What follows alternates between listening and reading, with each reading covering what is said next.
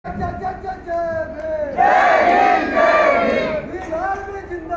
जिंदाबाद जिंदाबाद जिंदाबाद। जय भीमा, जय भीमा। हाल चाल बा सब लोगों ने ठीक है? टेंशन नहीं लेने का, भाई आएगा बा पूर्वांचल की धरती पर। सर्वप्रथम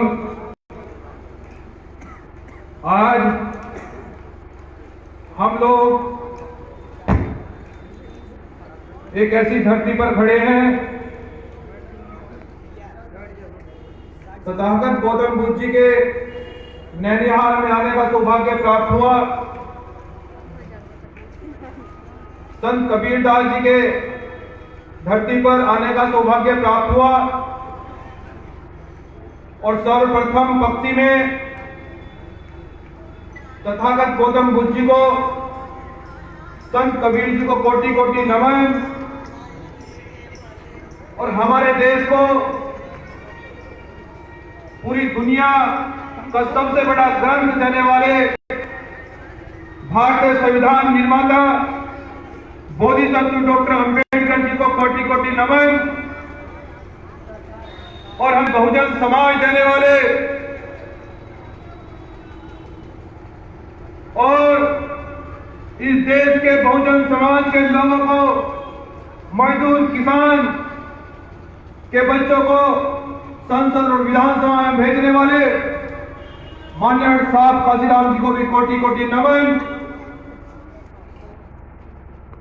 और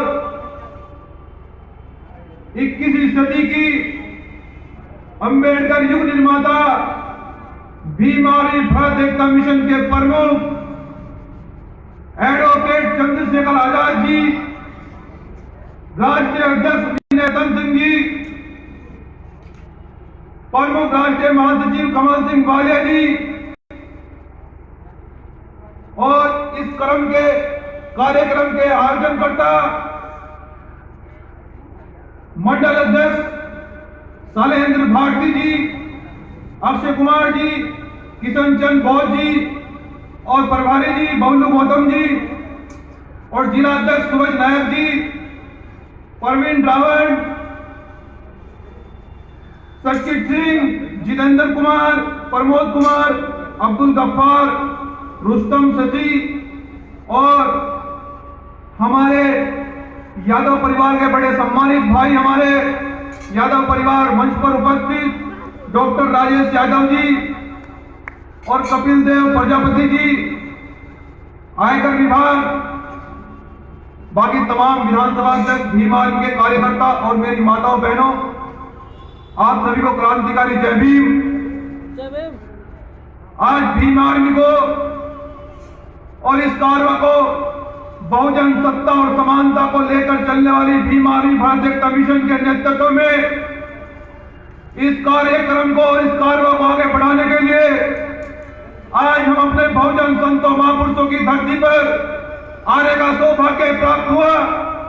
आज तथागत गौतम बुद्ध जी के नैनिहाल में हम ये आगाज करने के लिए आए हैं। हम 45 दिन से पूर्वांचल की धरती पर हम बारी बारी प्रत्येक जिलों में जाने का काम कर रहे हैं और अपने बहुजन समाज को जगाने का काम कर रहे हैं। सम्मानित साथियों, पहले हम थोड़े सा बाबा साहब डॉक्टर अंबेडकर जी पर प्रसार करना चाहेंगे, उनके इतिहास पर, कि जब बाबा साहब डॉक्टर अंबेडकर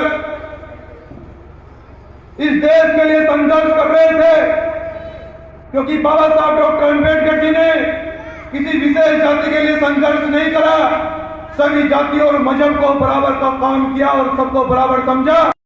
बाबा साहब ने वो काम किया।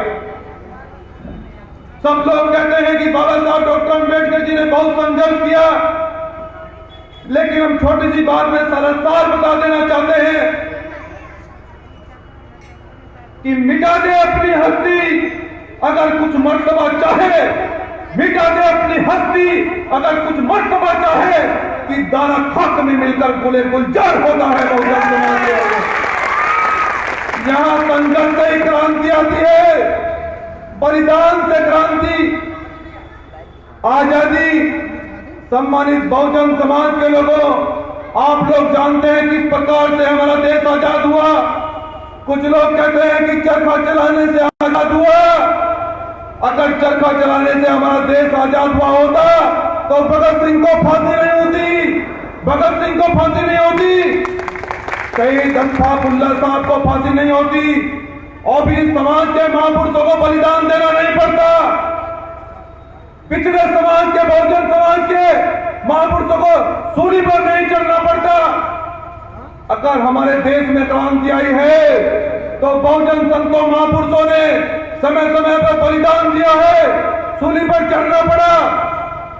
और उसके बाद में बाबा साहब डॉक्टर अम्बेडकर जी ने बेहद संघर्ष किया, जिसके परिणाम स्वरूप इस देश का ग्रंथ लिखा गया, इस देश का ग्रंथ लिखकर तैयार किया गया।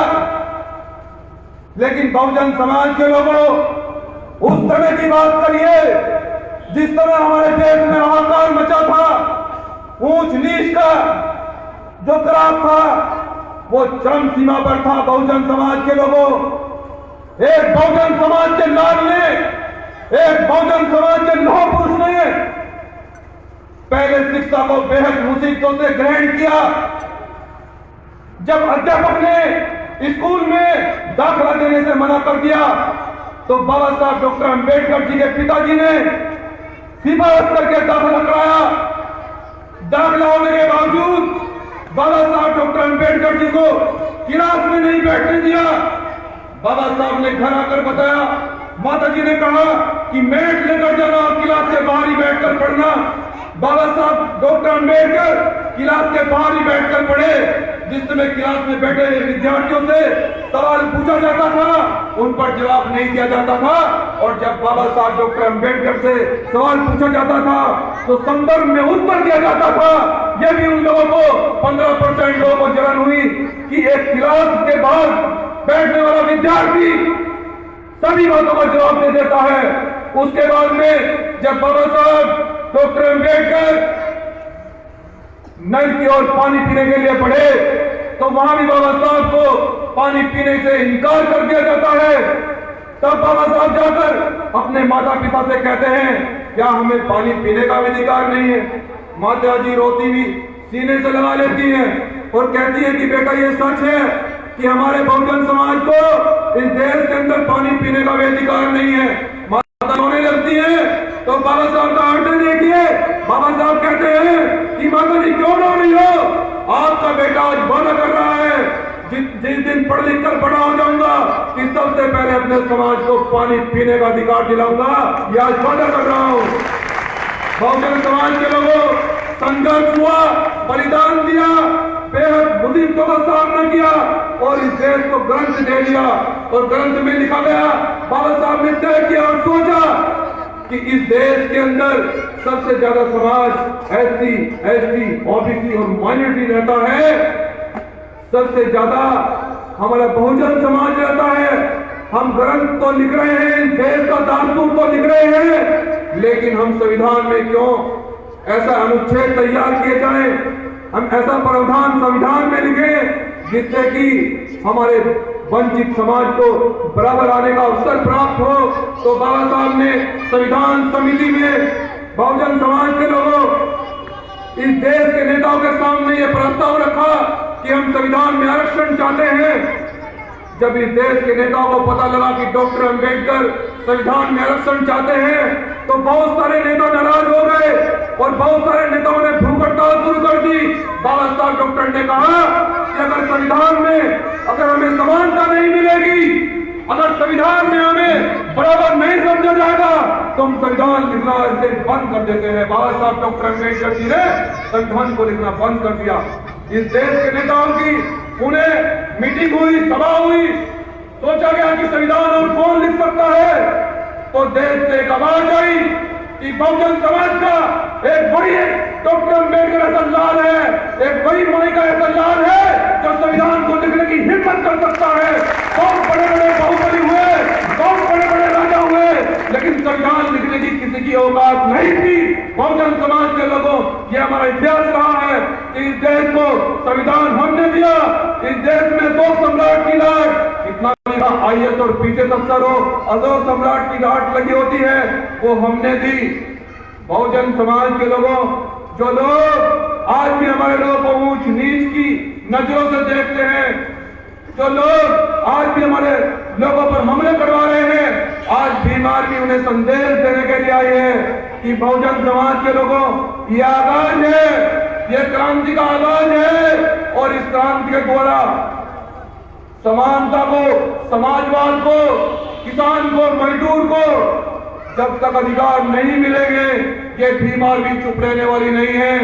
उसके बाद में बहुजन समाज के लोगों, जिस समय बाबा साहब ने संविधान लिखकर तैयार कर दिया, तो उस समय हमें वोट का अधिकार दिलाया बाबा साहब डॉक्टर अम्बेडकर जी ने, तो सोचा कि सबसे ज्यादा जनसंख्या इस देश के अंदर बहुजन समाज की है, तो जब सबसे ज्यादा जनसंख्या बहुजन समाज की होगी, तो सरकार किसकी बनेगी? बहुजन समाज की बनेगी। क्योंकि इस देश के अंदर संविधान में लोकतंत्र को माना गया है, जिसकी जितनी संख्या बढ़ी उसकी उतनी हिस्सेदारी। लेकिन क्या बहुजन समाज के लोगों में हिस्सेदारी मिली? नहीं मिली। क्या असमानता आई? नहीं आई। जो बाबा साहब डॉक्टर अम्बेडकर जी ने हमें संविधान में अधिकार दिए, बड़े दुर्भाग्य की बात रही कि वो अधिकार भी हम प्राप्त नहीं कर पाए, वो अधिकार भी हम नहीं ले पाए।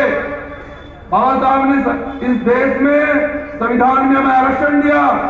इस देश के अंदर कोई जिला ऐसा नहीं है जिसमें हमारा अधिकारी न बैठा हो, जिसमें हमारा कर्मचारी न हो, और ये केवल संविधान की बदौलत है, जिसमें बाबा साहब डॉक्टर अम्बेडकर जी ने देखा कि इस देश की व्यवस्था को हमने बदल दिया है, तो बाबा साहब डॉक्टर अम्बेडकर जी ने एक नारा दिया कि ऐ मेरे बहुजन समाज के लोगों, जाओ अपनी दीवारों पर निकलो, हम इस देश के शासक हैं।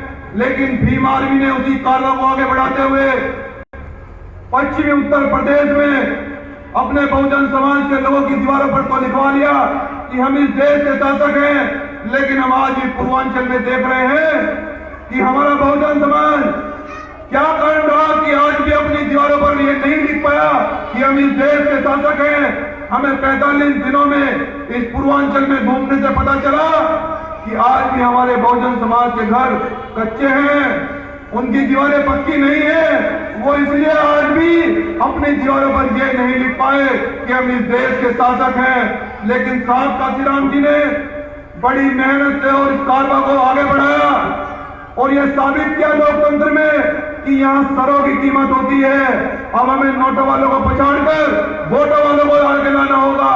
यहाँ अमीर जो लोग पूंजीपति के दम पर, धन के दम पर, मीडिया और माफियाओं के दम पर सरकार को हथियार लेना चाहते हैं, साहब काशीराम जी ने उनके खिलाफ आंदोलन किया और एक मजदूर और किसान के बेटे को संसद और विधानसभा में भेजा और उसी कार्रवाई को आगे बढ़ाने के लिए बहुजन समाज के लोग आज भीम आर्मी आपके बीच में आई है और ये वादा कर रही है कि यहाँ वोट की कीमत है, यहाँ नोट की कीमत नहीं है। और यादाद कर रहा है भीम आर्मी का एक सिपाही आज पूर्वांचल की धरती पर कि बहुजन समाज के लोगों, जाओ आज अपने कच्चे घरों पर ही निकलो, हम इस देश के शासक हैं। क्योंकि यहाँ नोट की कीमत नहीं है, यहाँ वोट की कीमत है। एक प्रधानमंत्री का वोट भी उतनी ही कीमत का है जितना एक मजदूर और रेडी और रिक्शा चलाने वाले व्यक्ति की वोट की कीमत है।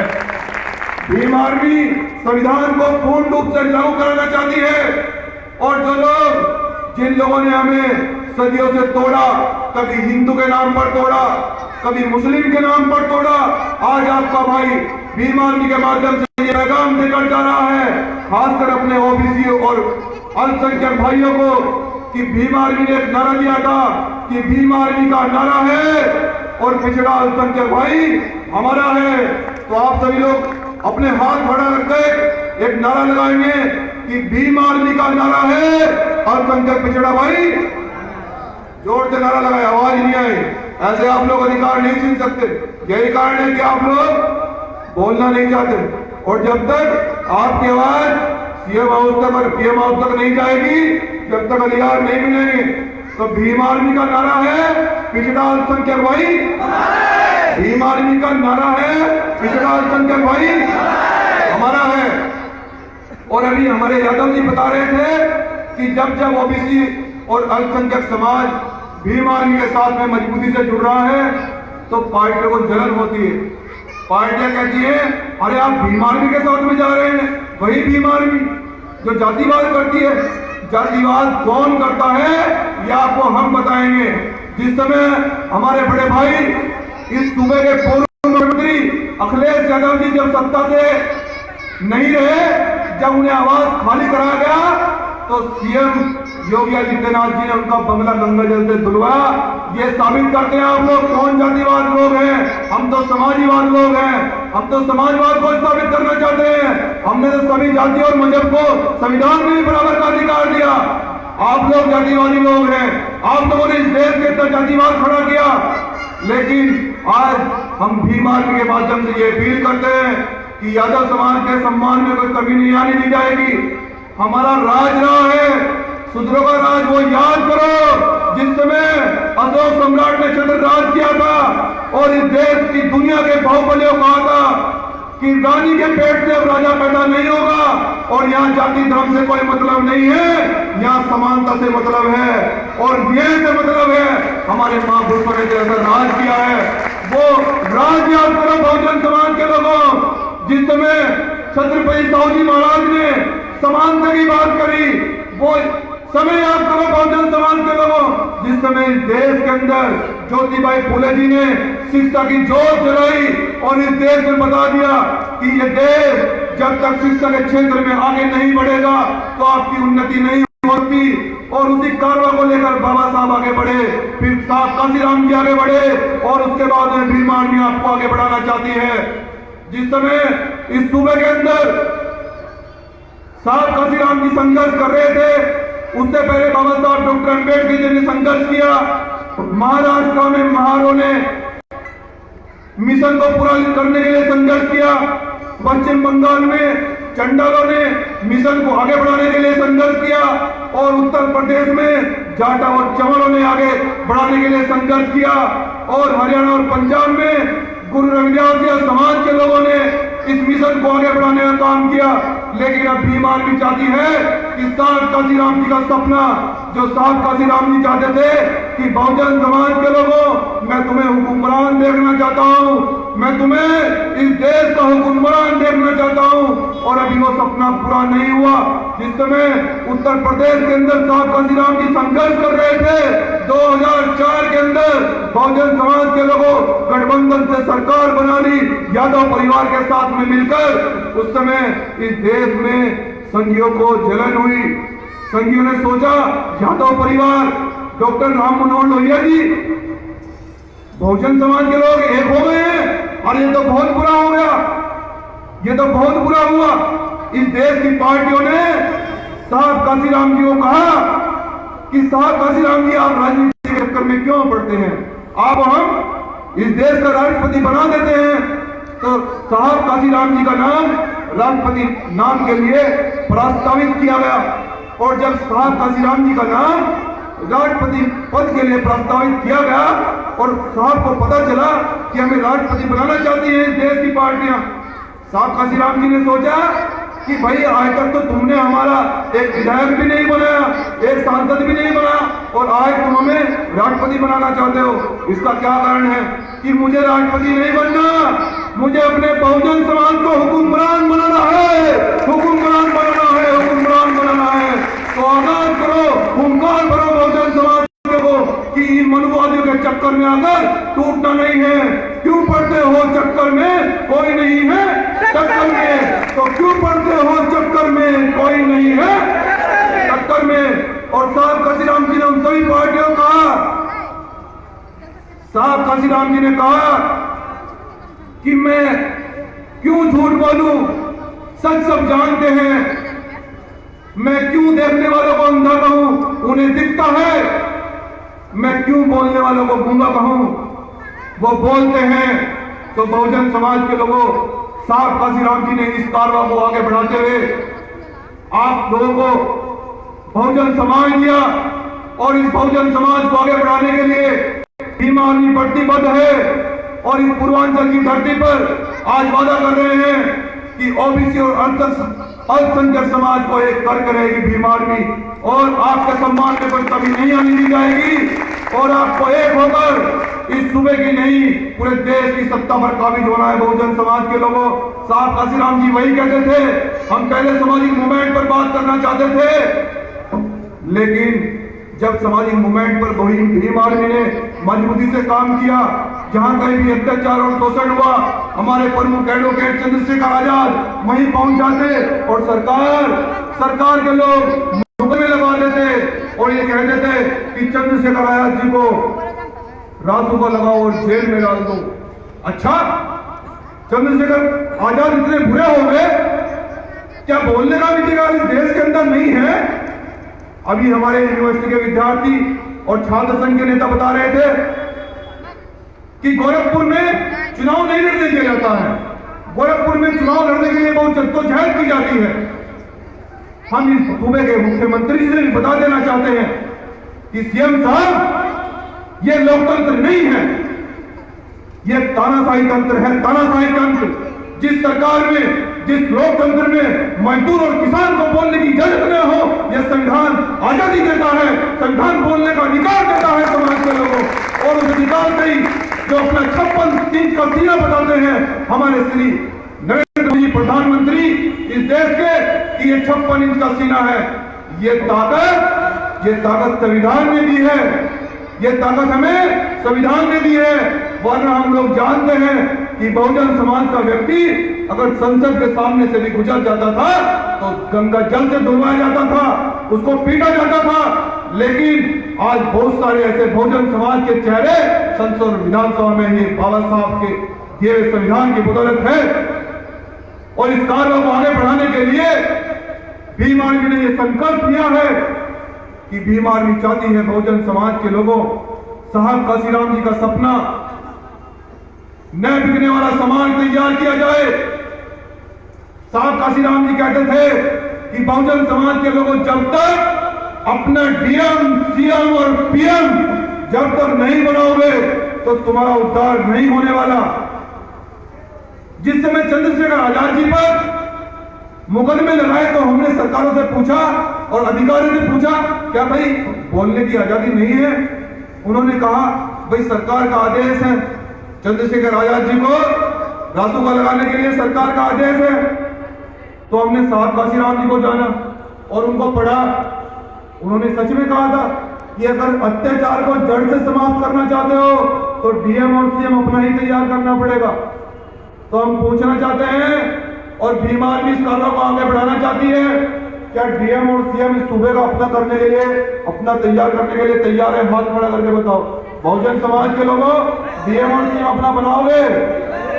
तो साहब काशीराम जी कहते थे कि जिस दिन तुम्हारा डीएम और सीएम होगा, जो लोग हमारे बहुजन समाज के लोगों पर गोलियां चला रहे हैं, गुंडे बदमाशी के दम पर उन्हें सताया जाता है, जिनकी जमीनें छीन ली जाती हैं।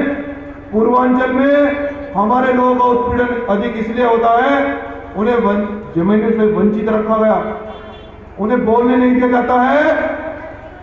और जब वो बोलने की हिम्मत करते हैं, जब वो आगे बढ़ने की हिम्मत करते हैं, तो उन्हें सरकार के दम पर डराकर चुप कर दिया जाता है। लेकिन आज भीम आर्मी आपसे वादा करके जा रही है, पूर्वांचल की धरती में बहुजन समाज के लोगों, कि किसी भी हाल में आज के बाद झुका नहीं जाएगा, क्योंकि संविधान ने झुकने का इंकार नहीं किया है। बहुजन समाज के लोगों, किसी प्रकार से अगर अब उत्पीड़न होगा, अगर हमारी बहन का अपमान किया जाएगा, अगर हमारे बहुजन समाज के लोगों पर लाठी चलेगी, तो ये आपका भाई, आपका बच्चा आपसे वादा करके जा रहा है कि इनका जवाब पत्थर से देने का भीम आर्मी भारतीय कमीशन करेगी। जो लोग हम पर जातिवाद का आरोप लगाते हैं, जो लोग हमें दंगई कहते हैं, हम उन्हें बता देना चाहते हैं, दंगई वो लोग हैं जिन्होंने संविधान की प्रतियां जलाने का काम किया, दंगई वो लोग हैं जिन्होंने गुजरात में दंगे कराए, दंगई वो लोग हैं जो इस देश के मुस्लिमों को मरवाना चाहते हैं। कभी एनआरसी की बात करते हैं, समाज के लोगों मुस्लिम समाज को आज कहा जा रहा है कि तुम्हें इस देश की सदस्यता दिखानी पड़ेगी। मुस्लिम समाज को कहा जा रहा है कि तुम्हें इस देश में रहने का सर्टिफिकेट दिखाना पड़ेगा। हम उन भाइयों के लिए भी संदेश देना चाहते हैं कि जब तुम जमीन वालों को नीचा दिखाओगे, जब तुम जमीन वालों को नीचा दिखाओगे, बेदाग सूरतों को आईना दिखाओगे, बेदाग सूरतों को आईना दिखाओगे, उस वक्त आसमान से आएगी उस वक्त ये सदा, बता इज्जु मंतसा बता जिल्लु मंतसा। अर्थात कहने का तात्पर्य यह है कि इज्जत और जिल्लत देने वाला वो अल्लाह है। तुम कौन होते हो हमें देश से निकालने वाले? अरे हम भी यही रहे हैं, हमारी नस्ल भी यही रहेगी, हमारे बच्चे भी यही रहेंगे और ये देश हमारा है। हमने इस देश में अब आजाद कराने के लिए कुर्बानी दी है। हमारे संतों महापुरुषों ने देश को आजाद कराने के लिए बलिदान दिया है। तो यही आ जाएगा और देश की सत्ता पर काबिज हो जाएगा, देश की सत्ता को हथियाया जाएगा और संविधान को पूर्ण रूप से लागू कराया जाएगा। और अपनी बात को मैं अंतिम रूप देते हुए ये कहना चाहता हूं फिर से कि ओबीसी समाज के लोगों और पिछड़े अल्पसंख्यक समाज के लोगों भीम आर्मी आपसे फिर से वादा कर रही है कि उन संघियों के चक्कर में आपको नहीं आना है, उन संघियों की चालों से आपको समझना है। भीम आर्मी के साथ में पूरा देश का युवा, पूरा बहुजन समाज एक हो चुका है और आने वाले समय में आने वाला कल आपका है। ये याद रखो, इस देश के अंदर किसान आंदोलन चल रहा है। किसान भाइयों को आज पता लग गया है कि कौन मक्कार है, किसने हमारे अधिकार छीने। पहले छोटा मोटा लैंड चूस देकर हमारे ओबीसी भाइयों को तोड़ा गया, बेचा गया, लेकिन हमारे आज किसान भाइयों को पता लग चुका है कि यही सरकार वो है जो हमारी हत्या कराना चाहती है, यही वो सरकार है जो हमारी जमीनें छीनना चाहती है, यही वो सरकार है जो हमारी फसल का आज मूल्य, आज हमारी फसल की कीमत नहीं दे रही है, यही वो सरकार है कि अन्नदाता को मारना चाहती है, अन्नदाता को फांसी पर चढ़ने के लिए मजबूर कर रही है, यही वो सरकार है। आज किसान इस देश का समझ गया है, बहुजन समाज के लोगों, और अपने किसान भाइयों से वादा कर रहे हैं कि आप लोग आज इन लोगों की चालों को अच्छी तरह समझ गए हैं, आपको गुमराह नहीं होना है। किसान की मजदूर की लड़ाई को भीम आर्मी इस देश के अंदर मजबूती से लड़ रही है। हमारे प्रमुख एडवोकेट चंद्रशेखर आजाद जी ने ऐलान किया था कि जहां किसान का, मजदूर का पसीना टपकेगा वहां चंद्रशेखर आजाद खून देने का काम करेगा, ये वादा किया था। और हम आगे भी वादा कर रहे हैं कि किसान भाइयों को उनके अधिकारों के लिए किसी भी सूरत में अगर रोड बंद करने पड़े, अगर फिर से भारत बंद करना पड़ा तो किया जाएगा, पीछे नहीं रहा जाएगा। और बहुजन समाज के लोगों, आप सभी पूर्वांचल भाइयों से आपके भाई की ये अपील है कि आप लोग यहाँ पर भाईचारा बनाएं, एकता बनाएं, जिससे कि आने वाले कल में आप लोग जानते हैं कि जिला पंचायत का चुनाव आ रहा है और इस जिला पंचायत के चुनाव में हम चाहते हैं कि भीम आर्मी के नेतृत्व में ये जो भाई बैठे हैं, ये जो भाई खड़े हैं मंच पे, ये जिला पंचायत अध्यक्ष बने। और जब जिला पंचायत अध्यक्ष आप अपना तय कर लोगे तो 2022 का किला फतह करने के लिए ज्यादा मशक्कत करने की आवश्यकता नहीं होगी। ध्यान दो बहुजन समाज के लोगों, क्योंकि जब भीम आर्मी पर मुकदमे लगाने का काम किया है तो हमारे ऊपर आदेश आया है कि भीम आर्मी के लोगों को जेल में डाल दो। ये बहुजन समाज की आवाज उठाते हैं, नेताओं का ये आदेश आया है, तो भीम आर्मी ने भी ये तय कर लिया है कि अब बहुजन समाज के लोगों को ही नेता बनाया जाएगा, इन लोगों को विधानसभा में और संसद में भेजा जाएगा। हम देखेंगे कि कौन किसानों के अधिकारों को छीनता है, कौन हमारे मजदूरों के अधिकारों को छीनता है, किन्होंने हमारे भाइयों को जमीनों से वंचित रखा, कौन पूर्वांचल में हमारे लोगों पर गोलियां चलवाता है। तो बहुजन समाज के लोगों को एक रहना है, टूटना नहीं है बिल्कुल भी। बस अपने अंतिम सार में कि ये चांद, ये सितारे मेरे साथ में रहे, जब तक तुम्हारा हाथ हमारे हाथ में रहे और साथ से टूट कर गिर जाए वो पत्ते नहीं है। आदमियों से कह दो कि औकात में रहे। तो बहुजन समाज के लोगों, और ये तथागत गौतम बुद्ध जी का ननिहाल है, तो मैं चाहता हूं कि 2-4 उद्घोष बड़े जोर से हो जाए। तथागत बुद्ध की करुणा हो, तथागत बुद्ध की करुणा हो, तथागत बुद्ध की करुणा हो, तथागत बुद्ध की करुणा हो। जय भीम, जय भीम, जय भीम, जय भीम, अरे जय जय जय जय जय भीम। जब जब जुल्मी जुल्म करेगा सत्ता के गलियारों से,